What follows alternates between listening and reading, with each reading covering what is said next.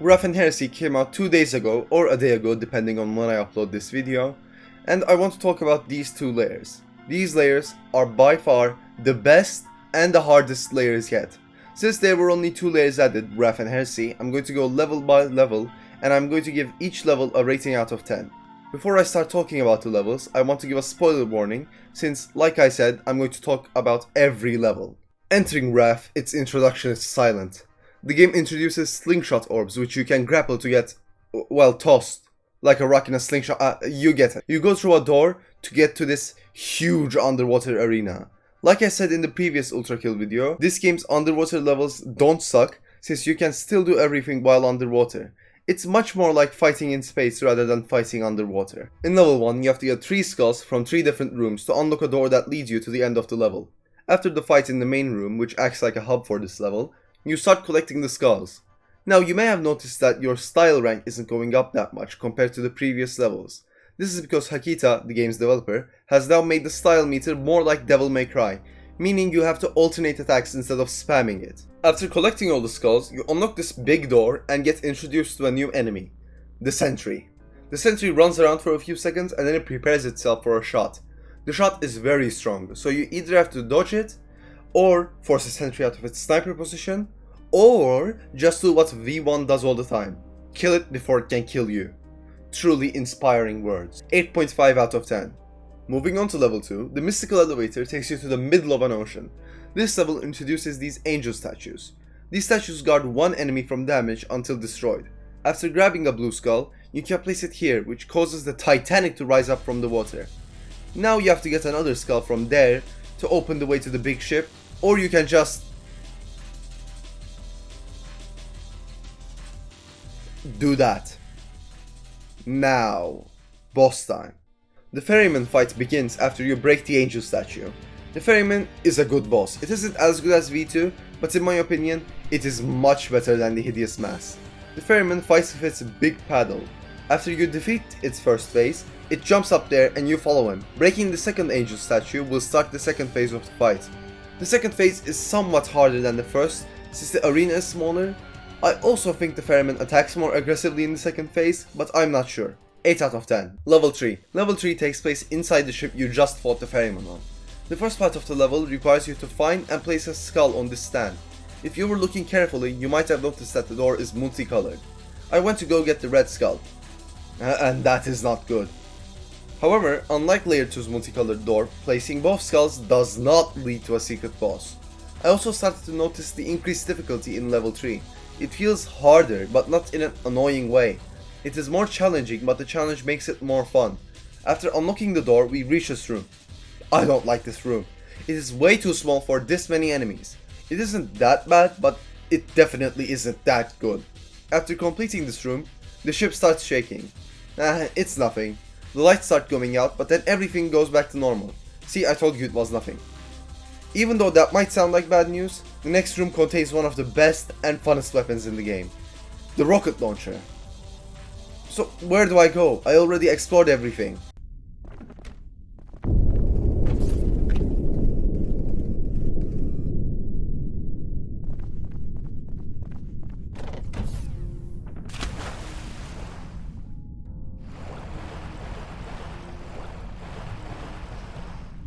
Yep, the boat is now upside down.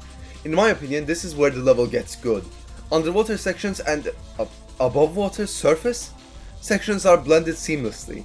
While I'm talking about this level, I should talk about the rocket launcher. It's, like I said, fun.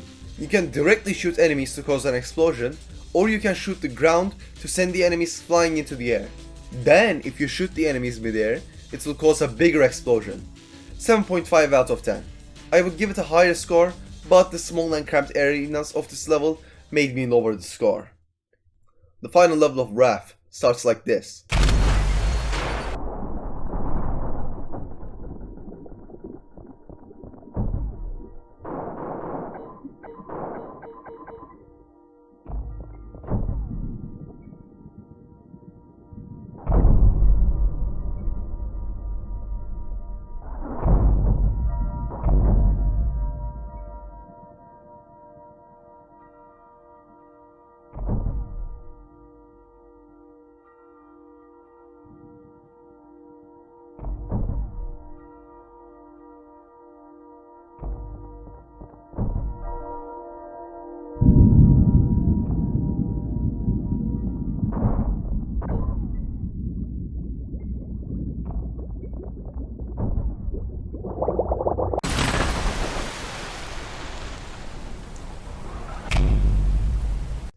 The build up to the boss is done pretty well. Leviathan is a good boss. It is stationary and not stationary at the same time.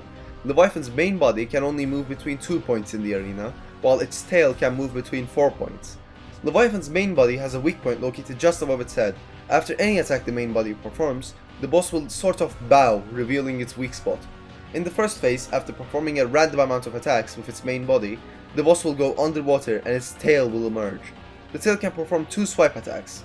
One attack covers the ground, so you have to jump or dash, and the other attack goes just above V1, meaning you can just dash like always, or you can just stay on the ground to avoid the attack. After you empty the boss's first health bar, Leviathan will get more aggressive. Its tail can now attack when its main body is still on the surface, defeating the boss either by being patient and attacking, or by grappling the boss every nanosecond. The elevator opens up, leading to... Heresy is the best layer in the game. The first part of the first level is eerie. The aesthetic of this level is perfect. Look, Swords Machine. You fight in a dark environment, only illuminated by the red glows of the souls of the damned. The level is inside this cathedral-like building until...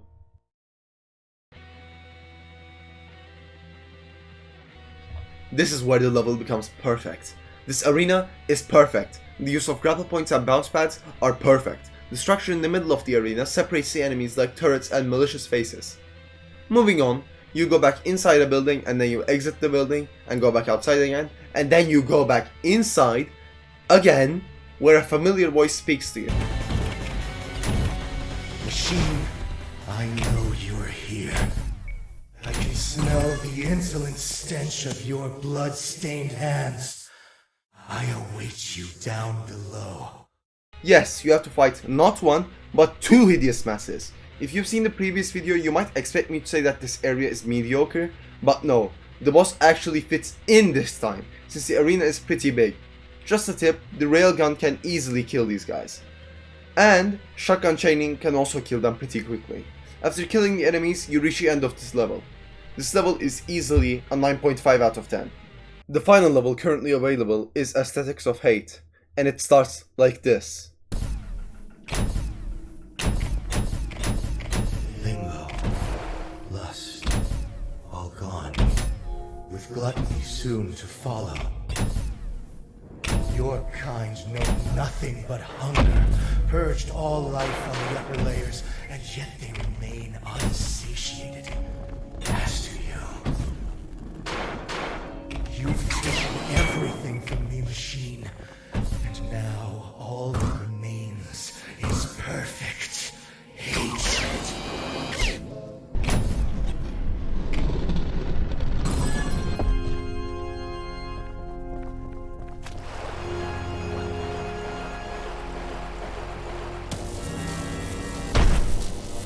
Machine, I will cut you down, break you apart, splay the gore of your profane form across the stars. I will grind you down until the very sparks cry for mercy. My hands shall relish, ending you here and now. In the previous video, I said that V2 and First Act Gabriel were the best bosses in the game, but now that it's outdated. Act 2 Gabriel is perfect. The build up to the boss is perfect too, just like the build up to Act 1 Gabriel. Gianni Matagrano nailed the voice acting again. This Gabriel sounds much more serious and, well, full of perfect hatred. It's much more challenging than any boss in the game, except Minos Prime. And it's the funnest boss to fight yet. The fight consists of 2 phases, and both are very challenging. In the first phase, the arena is a dark red color, and Gabriel is enraged. After defeating his first Okay, I guess he's stuck in the ceiling now. After defeating his first phase, Gabriel stops being enraged and his armor's color changes to its original color. The arena also changes to a color palette resembling his armor. Defeating him results in... Twice! Beaten by an object! Twice! I've only known the taste of victory, but this taste is this my blood? I've never known such relief. I need some time to think. We will meet again, machine.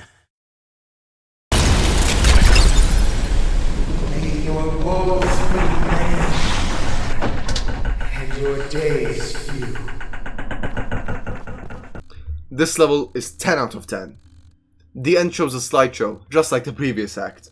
Gabriel sits near a fire. After being defeated by a mere object twice, he realizes that the Council of Heaven, the Council of the People, is wrong, that they are worshipping a god who is gone. He realizes that much like the fire he is looking at, the Kingdom of Heaven is dying. His resolve leads him to abandon the council and attack the auditorium. He talks with the last counselor, who still believes in what Gabriel understood was wrong after being defeated by V1. The counselor reveals that if he kills him, his connection to the light will be severed and that Gabriel will die within a few hours. But the counselor's words fall on deaf ears, and his life is ended swiftly. Now, I don't know if he will die, or maybe we will see more of his rampaging Act 3 Godfist suicide, but one can only speculate, since it probably will take 2 years for the full game to come out.